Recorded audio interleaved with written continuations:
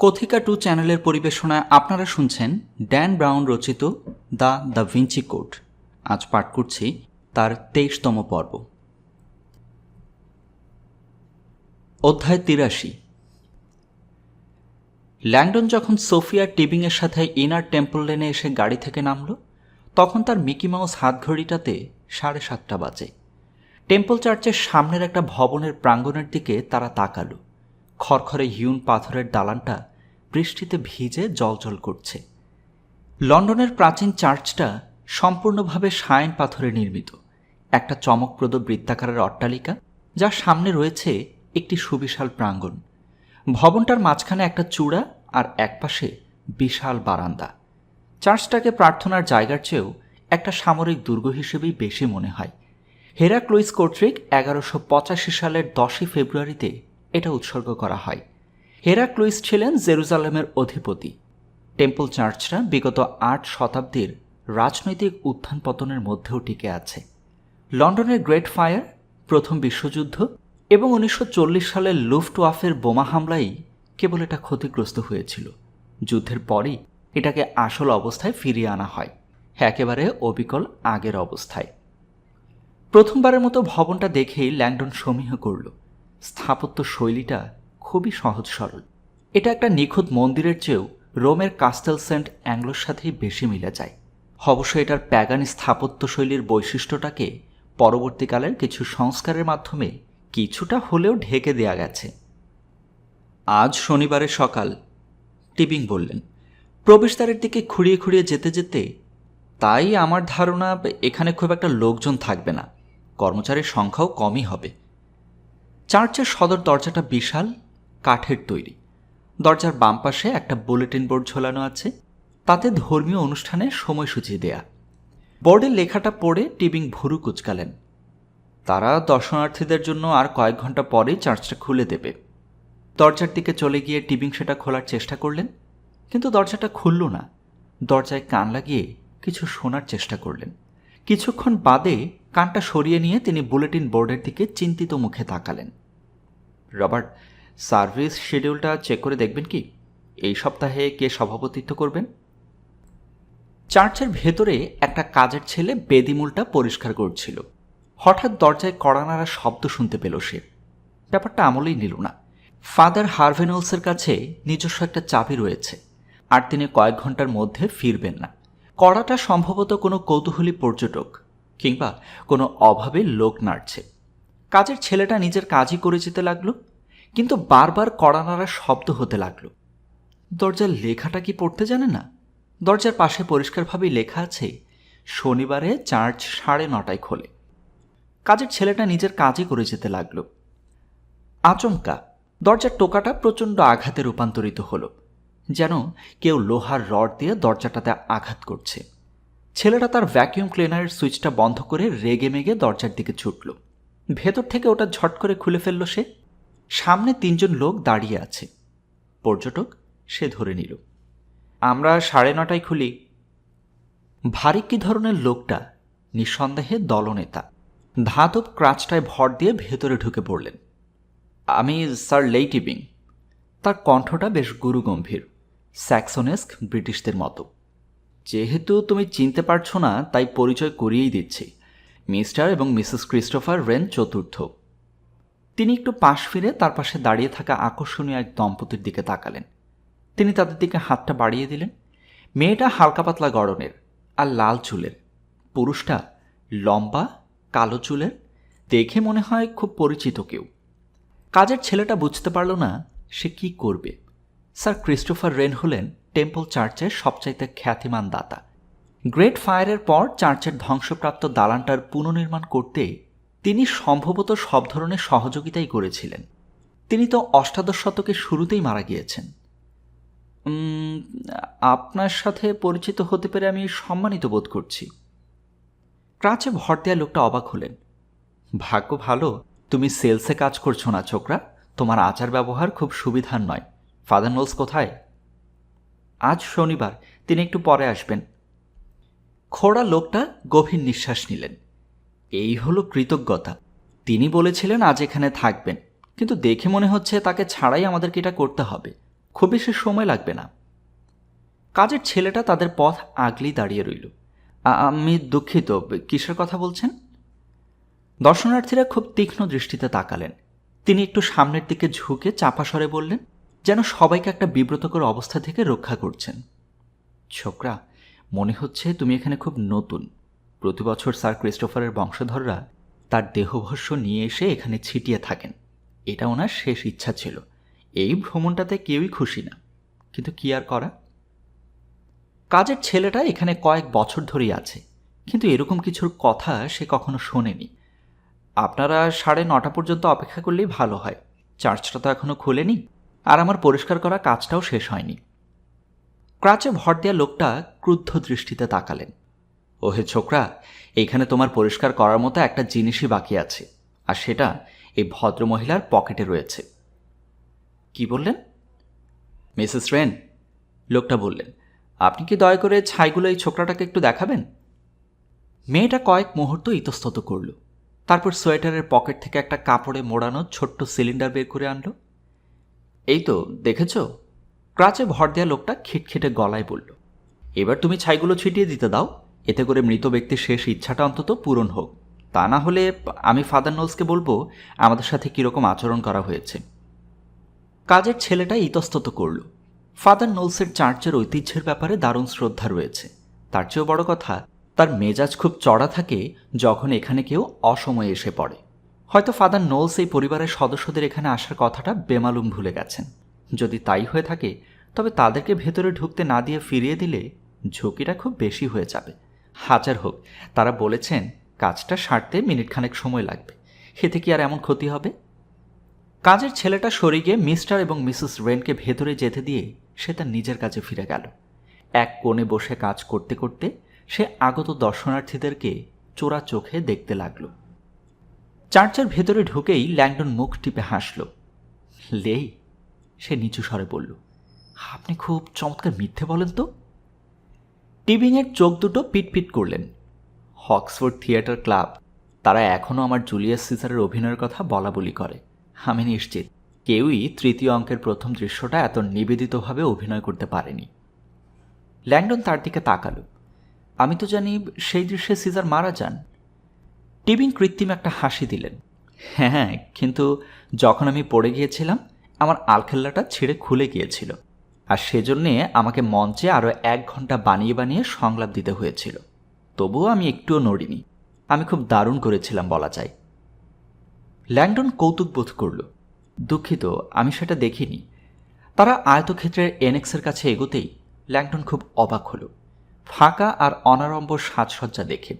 যদিও বেদির আকারটা লম্বা খ্রিস্টীয় চ্যাপেলের সাথে সাদৃশ্যপূর্ণ, তারপরেও আসবাবগুলো সাদামাটা আর শীতল, তাতে ঐতিহ্যবাহী কোনো অলঙ্করণও নেই। নীরস, সে নিচু স্বরে বলল। টিবিং চাপা হাসি হাসলেন। ইংল্যান্ডের চার্চ, অ্যাংলিকানরা তাদের ধর্মকে একেবারে সোজাসুজি পান করে। তাদের দুঃখ দুর্দশা এটাকে টলাতে পারে না। সোফি বিশাল খোলা জায়গাটার দিকে তাকালো, যা চার্চের বৃত্তাকার জায়গাটার দিকে চলে গেছে। দেখে মনে হচ্ছে এখানে দুর্গ ছিল, সে চাপা কণ্ঠে বলল। ল্যাংডনও তার সাথে একমত পোষণ করল। দেয়ালগুলো তার কাছে অন্যরকম বলে মনে হলো। নাইট টেম্পলাররা যোদ্ধা ছিলেন, টিবিং মনে করিয়ে দিলেন। তার অ্যালুমিনিয়ামের ক্রাচের শব্দ চার্চের ভেতরে প্রতিধ্বনিত হল। একটি ধর্মীয় সামরিক গোষ্ঠী। তাদের চার্চগুলো ছিল তাদের ঘাঁটি এবং ব্যাংক। ব্যাংক? লেইর দিকে তাকিয়ে সোফি জিজ্ঞেস করল। হ্যাঁ, আধুনিক ব্যাংকের গোড়াপত্তন টেম্পলাররাই করেছিলেন। ইউরোপিয়ান ব্যবসায়ীরা ভ্রমণের সময় স্বর্ণ বহন করতেন, তাই টেম্পলাররা অভিজাত ব্যবসায়ীদেরকে তাদের স্বর্ণ নিকটস্থ টেম্পলার চার্চে জমা রাখতে দিতেন, আর সেটা ইউরোপের যে কোনো দেশের টেম্পলার চার্চ থেকে তুলে নিতে পারত ব্যবসায়ীরা। শুধুমাত্র দরকার ছিল প্রয়োজনীয় দলিলের। তিনি চোখ দুটো পিটপিট করলেন। এবং ছোট্ট একটা কমিশন, তারাই ছিলেন অরিজিনাল এটিএম। টিবিং একটা স্টেইনড গ্লাসের জানলার দিকে ইঙ্গিত করলেন, যেখান দিয়ে সূর্যের আলো ঢুকে কাঁচে আঁকা সাদা রঙের নাইটের লাল রঙের ঘোড়ায় চড়া ছবিটা ফুটে ওঠে। এলানাস মার্সেল, টিবিং বললেন, 12 শতকের প্রথম দিকে টেম্পলের মাস্টার ছিলেন। তিনি এবং তার উত্তরসূরিরা আসলে প্রিমাস 12 ইঞ্চিয়ের পার্লামেন্টের চেয়ারটা অধিকারে রেখেছিলেন। ল্যাংডন খুব অবাক হল। রিমের প্রথম ব্যারন? টিবিং মাথা নেড়ে সায় দিলেন। টেম্পলের মাস্টার, কারো কারো মতে রাজার চেয়েও বেশি ক্ষমতা রাখতেন তিনি। বৃত্তাকারের কক্ষটার দিকে আসতেই টিবিং কাজের ছেলেটার দিকে এক ঝলক তাকালেন। সে দূরের বেদির কাছে ময়লা পরিষ্কার করছে। আপনি জানেন, টিবিং সোফিকে নিচু স্বরে বললেন, হোলি গ্রেইলটা এই চার্চে এক রাতের জন্য নিয়ে আসা হয়েছিল বলে কথিত আছে। পরে সেটা রাতের আধারেই টেম্পলাররা অন্য কোথাও লুকিয়ে ফেলেছিলেন। আপনি কি ভাবতে পারেন 4টা সিন্দুকের স্যাঙ্গ্রিল দলিলগুলো ঠিক এখানে ম্যারি ম্যাগদালেনের দেহাবশেষের পাশে রাখা হয়েছিল? এটা ভাবতেই আমার গায়ে কাঁটা দিয়ে ওঠে। বৃত্তাকার কক্ষটাতে প্রবেশ করতেই ল্যাংডনেরও গায়ে কাঁটা দিয়ে উঠল। চারদিকে গার্গোয়েল, পিশাচ, দৈত্য, দানব আর যন্ত্রণাকাতর মানুষের মুখ, সব পাথরে তৈরি। সবগুলো যেন তাদের দিকে চেয়ে আছে। গোল নাট্যমঞ্চ, ল্যাংডন ফিসফিস করে বলল। টিবিং ক্রাচটা তুলে ঘরটার বাম দিকের কোণায় নির্দেশ করলেন, তারপর ডান দিকে। ল্যাংডন ইতিমধ্যেই সেগুলো দেখেছে। 10টা পাথরের নাইট, বাম দিকে 5টা, ডান দিকে 5টা। চিরনিদ্রায় শায়িত হবার ভঙ্গিতে জমিনে খোদাই করা এক একটা প্রমাণ সাইজের মূর্তি। নাইটগুলো সব বর্ম পরে আছে, ঢাল আর তলোয়ার হাতে। সবগুলো মূর্তি স্যাঁতস্যাঁতে, কিন্তু পরিষ্কারভাবেই প্রতিটি মূর্তি বৈশিষ্ট্যমণ্ডিত। ভিন্ন ভিন্ন বর্ম, হাত এবং পায়ের ভিন্ন ভিন্ন অবস্থান, মুখের আকৃতি আর তাদের ঢালের চিহ্নগুলোও আলাদা রকমের। পোপ কর্তৃক সমাহিত একজন নাইট লন্ডনে আছেন শায়িত। বৃত্তাকার কক্ষটার ভেতরে প্রবেশ করতেই ল্যাংডন একটু আড়ষ্ট অনুভব করল। এটাই সেই জায়গা। অধ্যায় 84। টেম্পল চার্চের খুব কাছেই একটা নোংরা পুঁতিগন্ধময় গলিতে রেমি লেগালুদেজ জাগুয়ার লিমুজিন গাড়িটা একটা ডাস্টবিনের সামনে এসে থামালো। ইঞ্জিনটা বন্ধ করে সে জায়গাটা ভালো মতো দেখে নিল। ফাঁকা, জনমানব শূন্য। গাড়িটা থেকে নেমে রেয়ারের দিকে গেল সে। লিমুজিনের পেছনের দিকে মূল কেবিনে ঢুকল, যেখানে পাদ্রিটা পড়ে রয়েছে। রেমির উপস্থিতি টের পেয়ে পাদ্রিটা যেন একটা নীরব প্রার্থনা থেকে জেগে উঠল। তার লাল চোখ দুটোতে ভয়ের থেকে বেশি ছিল কৌতূহল। সারাটা রাত রেমি এই লোকটার ধীর স্থির থাকার ক্ষমতাটা দেখে দারুণ অবাক হয়েছে। রেঞ্জ রোভার গাড়িটার ভেতরে শুরুতে একটা ধস্তাধস্তি করলেও একটু পরেই পাদ্রিটা বোধহয় বুঝতে পেরেছিল পরিস্থিতিটা মেনে নেয়াই ভালো। তাই সে তার ভাগ্যকে উচ্চ ক্ষমতাবানদের হাতেই সঁপে দিল। রেমি তার বোটাইটা আলগা করে নিয়ে হাই কলারটা খুলে ফেলে এমনভাবে দম নিল যেন কত বছরের মধ্যে এই প্রথম ভালোভাবে নিঃশ্বাস নিতে পারল। লিমুজিনের বার থেকে একটা স্মিরনফ ভদকা নিয়ে এক ঢোক পান করল, তারপর আরও এক ঢোক। বারের ভেতর থেকে একটা বোতলের ছিপি খোলার ছুরি বের করল। রেমি ছুরিটা হাতে নিয়ে সাইলাসের দিকে তাকালো। এবার লাল চোখ দুটোতে ভীতির আভা দেখা গেল। রেমি মুচকি হেসে লিমুজিনের পেছনে গেলে পাদ্রিটা তার বন্দি অবস্থা থেকে মুক্ত হবার জন্য আপ্রাণ চেষ্টা করতে শুরু করল। যেমন ছিলে তেমনই থাকো, রেমি হাতের ছুরিটা তুলে ধরে চাপা স্বরে বলল। সাইলাস বিশ্বাস করতে পারছিল না ঈশ্বর তাকে এভাবে পরিত্যাগ করেছে। শারীরিক যন্ত্রণা সহ্য করেও সাইলাস আধ্যাত্মিক চর্চা করেছে। আমি সারাটা রাত প্রার্থনা করেছি মুক্তির জন্য। এখন ছুরিটা তার দিকে এগোতেই সাইলাস চোখ দুটো বন্ধ করে ফেলল। তার কাঁধে একটা যন্ত্রণার অনুভূতি হলো। সে চিৎকার করল। এই লিমুজিনের পেছনে সে মারা যাচ্ছে, এটা বিশ্বাস করতেই পারছিল না।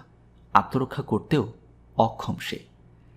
আমি ঈশ্বরের কাজ করছি, টিচার বলেছেন তিনি আমাকে রক্ষা করবেন।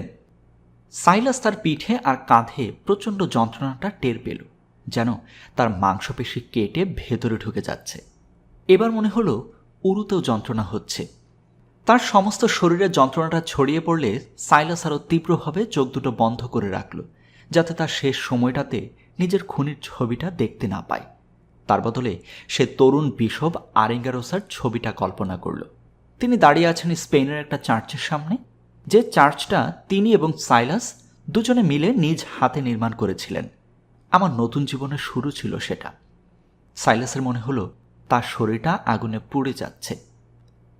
একটু মদ খাও, ছুরি হাতে ধরা লোকটা নিচু স্বরে বলল। তার কথার টানটা ফরাসি।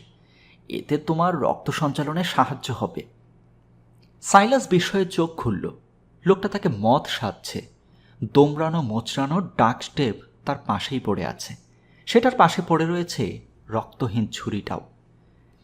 এটা পান করো। সে আবার বলল, তোমার মাংসপেশিতে রক্ত জমে যাবার জন্যই ব্যথা পাচ্ছ।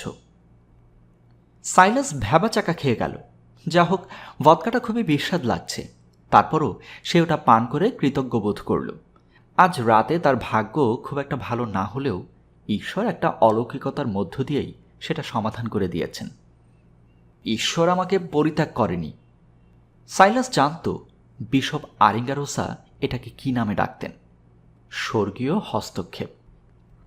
আমি তোমাকে আরও আগেই মুক্ত করতে চেয়েছিলাম। গৃহপরিচারক ক্ষমা চাইলেন। স্যাতুভিলেতে পুলিশ এসে পড়াতে আর তারও পরে বিগিন হিল এয়ারপোর্টে সেটা সম্ভব ছিল না। এখনই কেবল সম্ভব হলো মুক্ত করতে। তুমি বুঝতে পারছো সাইলাস? সাইলাস তার দিকে চেয়ে রইল। আপনি আমার নাম জানেন? গৃহপরিচারক মুচকি হাসল। সাইলাস এবার উঠে বসল। আবেগ, দ্বিধাদ্বন্দ্ব আর অবিশ্বাস্য দৃষ্টিতে চেয়ে রইল। আপনি কি টিচার? রেমি মাথা ঝাঁকালো। কথাটা শুনে হেসে ফেলল। হায়, আমার যদি সেই ক্ষমতা থাকতো। না, আমি টিচার নই, তোমার মতোই। আমিও টিচারের সেবা করি। টিচার তোমার ব্যাপারে খুবই উচ্চ ধারণা পোষণ করেন। আমার নাম রেমি। সাইলাস দারুণ অবাক হল। আমি বুঝতে পারছি না, আপনি যদি টিচারের হয়ে কাজ করে থাকেন তবে ল্যাংডন কেন কিস্টোনটা আপনাদের বাড়িতে নিয়ে এলো? আমার বাড়িতে নয়, পৃথিবীখ্যাত গ্রেইল ইতিহাসবিদ স্যার লেইটিবিংয়ের বাড়িতে। আপনি তো সেই বাড়িতেই থাকেন। অদ্ভুত। রেমি মুচকি হাসল। এটা ছিল পুরোপুরি অনুমেয় একটা ব্যাপার। রবার্ট ল্যাংডনের কাছে কিস্টোনটা হস্তগত হওয়াতে তার সাহায্যের দরকার হয়ে পড়ে। লেইটিবিংয়ের বাড়ি ছাড়া আর কোন জায়গা ছিল তাদের আশ্রয়ের জন্য? আমি সেখানে থাকি বলেই টিচার আমাকে এই ঘটনায় জড়িয়েছেন। সে একটু থামল। আপনি কিভাবে জানলেন? টিচার গ্রেইলের ব্যাপারে খুব ভালো জ্ঞান রাখেন। এবার সবকিছু পরিষ্কার হলে সাইলাস বিস্ময়ে হতবাক হল। টিচার একজন গৃহপরিচারক নিযুক্ত করলেন যে লেইটিবিংয়ে সব ধরনের গবেষণার বিষয়ে প্রবেশ করতে পারে। সেটা ছিল খুবই অসাধারণ একটি পরিকল্পনা। তোমাকে আমার অনেক কিছু বলার আছে, রেমি বলল। সাইলাসের হাতে লোডেড হেকলার অ্যান্ড কোচ পিস্তলটা দিয়ে দিল সে। তারপর গ্লোভ বক্স থেকে ছোট্ট একটা পিস্তল বের করে দিল। কিন্তু প্রথমে তোমাকে আর আমাকে একটা কাজ করতে হবে। ক্যাপ্টেন ফসে তার বিমান থেকে বিগিন হিল এয়ারপোর্টে নেমেই কেন্টের পুলিশ চিফের কাছ থেকে টিবিংয়ের হ্যাঙ্গারে কি ঘটেছে সেটা শুনে বিশ্বাস করতে পারছিল না। আমি নিজে প্লেনটা তল্লাশি করেছি, ইন্সপেক্টর জোর দিয়ে বলল। ভেতরে কেউ ছিল না। তার কণ্ঠে রাগের বহিঃপ্রকাশ দেখা গেল। আর আমি এটাও বলতে চাই যে যদি স্যার লেইটিবিং আমার বিরুদ্ধে অভিযোগ করেন তবে আপনি কি পাইলটকে জিজ্ঞাসাবাদ করেছিলেন? অবশ্যই না, সে তো ফরাসি, আর আমাদের আইনে আছে। আমাকে প্লেনে নিয়ে যান। হ্যাঙ্গারের কাছে পৌঁছাতেই লিমুজিনটা রাখার জায়গায় কয়েক ফোঁটা রক্তের আলামত খুঁজে বের করতে ফসের মাত্র 60 সেকেন্ড সময় লাগল। সে প্লেনটার কাছে গিয়ে খুব জোরে জোরে ঘোষণা দিল, আমি ফরাসি জুডিশিয়ার পুলিশের ক্যাপ্টেন ফসে বলছি, দরজাটা খুলুন। ভীত পাইলট দরজা খুলে সিঁড়িটা ঝুলিয়ে দিল। ফসে সেই সিঁড়িটা দিয়ে উঠে গেল। মিনিট 3 বাদে তার পিস্তলটার সাহায্যে সে পুরো স্বীকারোক্তি আদায় করে ফেলল। ধবল পাদ্রির বর্ণনাও ছিল তাতে। সে আরও জানল ল্যাংডন আর সোফি এক ধরনের কাঠের বাক্স জাতীয় কিছু প্লেনের সিন্দুকে রেখে গেছে। যদিও পাইলট অস্বীকার করল বাক্সটাতে কি আছে সেটা সে জানে না। তারপরও সে খেয়াল করেছে প্লেনে থাকার সময় ল্যাংডন সেই জিনিসটার দিকেই সমস্ত মনোযোগ রেখেছিল। সিন্দুকটা খুলুন, ফসে বলল। পাইলটকে খুবই ভীত মনে হলো। আমি তো লক নাম্বারগুলো জানি না। খুব খারাপ, আমি আপনার পাইলটের লাইসেন্সটা দেখতে চাইব। পাইলট সজোরে মাথা দোলালো। এখানকার কিছু রক্ষণাবেক্ষণকারীদের আমি চিনি, হয়তো তারা ড্রিল করে খুলতে পারবে। আপনাকে আধ ঘন্টা সময় দিচ্ছি। পাইলট তার রেডিওটা তুলে নিল।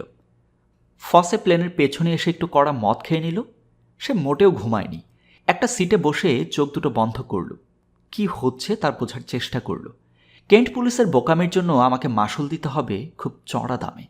এবার সবাই একটা কালো জাগুয়ার লিমুজিন গাড়িকে খুঁজতে শুরু করবে। ফসের ফোনটা বেজে উঠল। সে একটু শান্তিতে থাকতে চেয়েছিল। হ্যালো, আমি লন্ডনের পথে আছি, বিশপ আরিঙ্গারোসা বললেন। আমি 1 ঘন্টার মধ্যেই পৌঁছে যাব। ফসে বসে পড়ল। আমি তো জানতাম আপনি প্যারিসে যাচ্ছেন। আমি খুব চিন্তিত আছি। আমি আমার পরিকল্পনাটা বদলে ফেলেছি। আপনার এটা করা উচিত হয়নি। আপনি কি সাইলাসকে পেয়েছেন? না, তাকে যারা বন্দি করেছে আমি আসার আগেই তারা পুলিশকে বোকা বানিয়ে সটকে পড়েছে। আরিঙ্গারোসার রাগটা চড়ে গেল। আপনি আমাকে আশ্বস্ত করেছিলেন প্লেনটাকে থামাবেন। ফসে তার কণ্ঠটা নিচু করল। বিশপ, আপনার অবস্থাটা একটু বিবেচনা করুন। আমি আপনাকে বলবো, আজকে আমার ধৈর্যের পরীক্ষা নেবেন না। আমি যত তাড়াতাড়ি সম্ভব সাইলাস এবং বাকিদেরকে খুঁজে বের করব। আপনি কোথায় নামছেন? একটু দাঁড়ান। আরিঙ্গারোসা ফোনটা সরিয়ে নিয়ে কিছুক্ষণ পরে ফিরে আসলেন। পাইলট হিথ্রোতে ক্লিয়ারেন্স নেবার চেষ্টা করছে। আমি তার একমাত্র যাত্রী, কিন্তু আমাদের আশাটা শিডিউল বহির্ভূত। তাকে কেন্টের বিগিন হিলে আসতে বলুন, আমি তার ক্লিয়ারেন্স পাইয়ে দিচ্ছি। আপনি আসার সময় যদি আমি এখানে নাও থাকি, তবে আপনার জন্য একটি গাড়ি ভাড়া করে রাখা থাকবে। ধন্যবাদ আপনাকে। বিশপ, যখন আমরা প্রথম কথা বলেছিলাম, আপনার খুব ভালো করে স্মরণে আছে যে আপনি একমাত্র ব্যক্তি নন যে সব কিছু হারাবার দ্বার প্রান্তে রয়েছেন। অধ্যায় 85। যে গোলক তুমি খোঁজো সেটা সমাধিতেই থাকার কথা। টেম্পল চার্চের খোদাই করা প্রতিটি নাইটের মাথার পেছনে একটা করে পাথরের আয়তক্ষেত্রাকারের বালিশ রয়েছে। সোফির হাত পা ঠান্ডা হয়ে গেল। কবিতাটিতে একটা গোলকের কথা বলা হয়েছে, যা তার দাদুর বেসমেন্টের নিচে ওই দৃশ্যটার সাথে মিলে যায়। ওখানেও তাদের কাছে গোলক জাতীয় কিছু ছিল। হায়ারোস গামোস, গোলক। সোফি অবাক হয়ে ভাবল, সেই অনুষ্ঠানটি এই ধর্মশালায় অনুষ্ঠিত হয়েছিল কিনা। বৃত্তাকার কক্ষটা দেখে মনে হচ্ছে প্যাগান আচার অনুষ্ঠান পালনের জন্যই তৈরি করা হয়েছে। গোলাকার আকৃতির একটা নাট্যমঞ্চ। রবার্ট যেমন এটাকে বলেছিল। সে কল্পনা করল রাতের বেলায় এই কক্ষটা মুখোশধারী লোকজনে পূর্ণ। সমস্বরে কি যেন বলছে মশাল জ্বালিয়ে। সবাই প্রত্যক্ষ করছে ঘরের মাঝখানে পবিত্র মিলন। মাথা থেকে এই ভাবনাটা জোর করে দূর করে সোফি চলে গেল ল্যাংডন আর টিবিংয়ের দিকে। তারা নাইটের খোদাই করা মূর্তির সামনে দাঁড়িয়ে আছে। টিবিংয়ের মতে তাদের তদন্তটি খুব নিখুঁতভাবে হওয়া দরকার বললেও সোফির মনে হলো তাদেরকে ঠেলে ঠেলে বাম দিকের 5টি নাইটের দিকে নিয়ে গিয়ে ভালো করে দেখবে। এইসব সমাধি ফলক ভালো মতো লক্ষ্য করে সোফি তাদের মধ্যে মিল আর অমিলগুলো দেখতে পেল। সবগুলো নাইটেই পেছন দিকে মুখ করে আছে, কিন্তু 3 জন নাইটের পা সামনের দিকে এগোনো আর 2 জন নাইটের দুটো পা আড়াআড়ি করে রাখা। এই বৈসাদৃশ্যটার সাথে মনে হচ্ছে হারানো গোলকের কোনো সম্পর্ক নেই। তাদের কাপড় চোপড়গুলো পরীক্ষা করে সোফি দেখতে পেল 2 জন নাইট বর্মের উপর একটা নিমা বা অন্তর্বাস পরে রয়েছে, আর বাকি 3 জনের গোড়ালি পর্যন্ত আলখেল্লা পরা। আবারও কিছুই পাওয়া গেল না। সোফি তার সব মনোযোগ বাকি পার্থক্যগুলোর দিকে নিবিষ্ট করল। তাদের হাতের অবস্থান। 2 জন নাইট তলোয়ার ধরে আছে, 2 জন প্রার্থনায় রত। আরেকজনের হাত নিজের পাশে রাখা। হাতের দিকে দীর্ঘক্ষণ তাকিয়ে থাকার পর সোফি কাঁধ ছাকালো। একটা গোলকের অনুপস্থিতির কোনো চিহ্নই সে দেখতে পেল না। সে ল্যাংডন আর টিবিংয়ের দিকে তাকালো। তারা আস্তে আস্তে হেঁটে নাইটগুলো দেখছে। এখন পর্যন্ত মাত্র 3য় নাইটের সামনে তারা। দেখে মনে হচ্ছে তারাও কোনো কিছু পাচ্ছে না। অপেক্ষা না করেই সোফি তাদেরকে পাশ কাটিয়ে 2য় নাইটের দলটাকে দেখতে শুরু করলো। এবার সে স্মৃতি থেকে কবিতাটা আবৃত্তি করতে চেষ্টা করল। বার কয়েক দেখে দেখে কবিতাটা মুখস্থ হয়ে গেছে তার। পোপ কর্তৃক সমাহিত একজন নাইট লন্ডনে আছেন শায়িত। তার পরিশ্রমের ফল হয়েছিল ধর্মাবতার রাগের কারণ। যে গোলক তুমি খোঁজো সেটা সমাধিতেই থাকার কথা। এটা বিবৃত করে গোলাপী শরীর আর বীজপ্রসূ গর্ভের আখ্যান। সোফি নাইটদের 2য় দলটার দিকে যেতেই দেখতে পেল প্রথম দলটির মতোই এই দলটির অবস্থা। সাদৃশ্যপূর্ণ। সবগুলোই বিভিন্ন ভঙ্গিতে, বর্ম পরিহিত আর তলোয়ার হাতে। শুধুমাত্র 10 নম্বর সমাধি ফলকটাই ব্যতিক্রম। দ্রুত সেটার দিকে গিয়ে সোফি তাকিয়ে রইল। কোনো বালিশ নেই, কোনো বর্মও নেই, অন্তর্বাস নেই, তলোয়ারও নেই। রবার্ট, লেই, সে ডাক দিল। তার কণ্ঠটা কক্ষের ভেতরে প্রতিধ্বনিত হলো। এখানে কিছু একটা নেই। তারা দুজনেই সঙ্গে সঙ্গে তার দিকে তাকিয়ে এগিয়ে এলো। একটা গোলক? ক্রাচে ভর দিয়ে দ্রুত তার দিকে এগিয়ে আসতে আসতে টিবিং উত্তেজিত হয়ে বললেন, গোলকটা কি নেই? না, তা ঠিক নয়। 10ম সমাধিটার দিকে চিন্তিত হয়ে তাকিয়ে সোফি বলল, মনে হচ্ছে পুরো একটি নাইটই নেই এখানে। তারা দুজনেই তার সামনে এসে দশম সমাধি ফলকটার দিকে তাকালো। একটা নাইটের জায়গায় সেখানে একটা পাথরের কাস্কেট বসানো আছে। কাস্কেটটা অসম বাহু বিশিষ্ট, পায়ের দিকে সংকুচিত, ওপরের দিকে প্রসারিত। এখানে নাইটটা দেখা যাচ্ছে না কেন? ল্যাংটন জিজ্ঞেস করল। অপূর্ব, টিবিং বললেন গাল চুলকাতে চুলকাতে। এই বিষাদৃশ্যটার কথা আমি ভুলেই গিয়েছিলাম। কয়েক বছর আগে আমি এখানে শেষবার এসেছিলাম। এই কফিনটা, সোফি বলল, দেখে মনে হচ্ছে বাকি 9টা সমাধি ফলক খোদাই করার সময়ই খোদাই করা হয়েছিল। তো এই নাইটটা কাস্কেটের ভিতরে কেন? উন্মুক্ত নয় কেন? টিবিং মাথা ঝাঁকালেন। এটাই এই চার্চের একটা রহস্য। আমি যতদূর জানি কেউ কখনো এটার ব্যাখ্যা খুঁজে পায়নি। শুনুন, কাজের ছেলেটা বলল, চোখে মুখে তার বিস্ময়যুক্ত সন্দেহ। কথাটা রূঢ় শোনালেও আমায় ক্ষমা করবেন। আপনি বলেছিলেন আপনারা ছাই ছিটাতে এসেছেন, আর এখন পর্যন্ত আপনারা কেবল দর্শন করেই যাচ্ছেন। টিবিং ছেলেটার দিকে একটু তাকিয়ে ল্যাংডনের দিকে ফিরলেন। মিস্টার রেন, মনে হচ্ছে আপনার পরিবারের দান দক্ষিণার প্রতিদানে এখানে বেশি সময় পাওয়া যাবে না, তো ছাই ছিটাতে শুরু করুন। টিবিং সোফির দিকে ঘুরল। Mrs rain?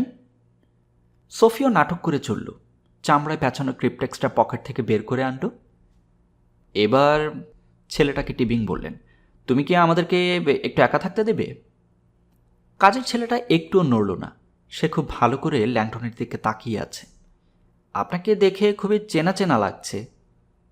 টিবিং কথাটা কেড়ে নিলেন। হয়তো এজন্য যে মিস্টার রেন এখানে প্রতি বছরই এসে থাকেন। অথবা সোফি একটু ভড়কে গেল, কারণ সে ল্যাংডনকে প্রতি বছর টেলিভিশনে ভ্যাটিকানে দেখেছে। আমি মিস্টার রেনকে কখনো দেখিনি, কাজের ছেলেটা জানালো। তুমি ভুল করছো, ল্যাংডন খুব ভদ্রভাবে বলল। আমার বিশ্বাস তোমার সাথে আমার গত বছরেই দেখা হয়েছিল। ফাদার নোলস অবশ্য তোমার সাথে আমাকে পরিচয় করে দিতে ভুলে গিয়েছিলেন, কিন্তু এখানে আজ এসেই আমি তোমার চেহারা দেখে চিনতে পেরেছি। তো তুমি কি আমাদেরকে আরও কয়েকটা মিনিট সময় দেবে? আমি খুব দূর থেকে এসেছি, একটু ক্লান্ত বোধ করছি। এইসব সমাধি ফলকে ছাই ছিটাতে হবে। ল্যাংডন টিবিংয়ের মতো করে বলল, যেন কথাটা বিশ্বাসযোগ্য মনে হয়। কাজের ছেলেটার চেহারায় আরও বেশি সন্দেহের প্রকাশ দেখা গেল। এগুলো তো সমাধি ফলক নয়। আমি দুঃখিত, কি বললে? ল্যাংডন বলল। অবশ্যই এগুলো সমাধি ফলক, টিবিং বললেন। তুমি কি বলছো? কাজের ছেলেটা মাথা ঝাঁকালো। সমাধিতে মৃতদেহ থাকে, এইসব জিনিসের নিচে কোনো শব নেই। এটা একটা ক্রিপ্ট, টিবিং বললেন। শুধুমাত্র অপ্রচলিত ইতিহাসের বইতে এগুলোকে ক্রিপ্ট হিসেবে বিশ্বাস করা হতো, কিন্তু 1960 সালের পুনর্নির্মাণের সময় তেমন কিছুই পাওয়া যায়নি। টিবিং ল্যাংডনের দিকে তাকালেন। মিস্টার রেনের সেটা জানতে পারার কথা। তার পরিবারই সত্যটা উদ্ঘাটন করেছিল। একটা অস্বস্তিকর নীরবতা নেমে এলো। সেই নীরবতাটা ভাঙল দরজায় প্রচণ্ড আঘাতের শব্দে।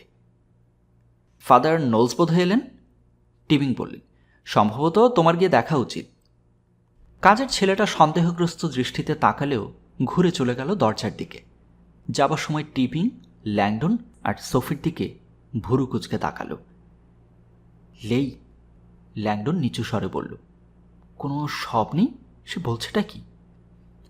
টিবিংকে দেখে হতভম্ব মনে হলো। আমি জানি না, আমি সবসময় ভেবেছি নিশ্চিতভাবেই এটাই সেই জায়গা। আমি কল্পনাও করতে পারছি না ও কি বলে গেল।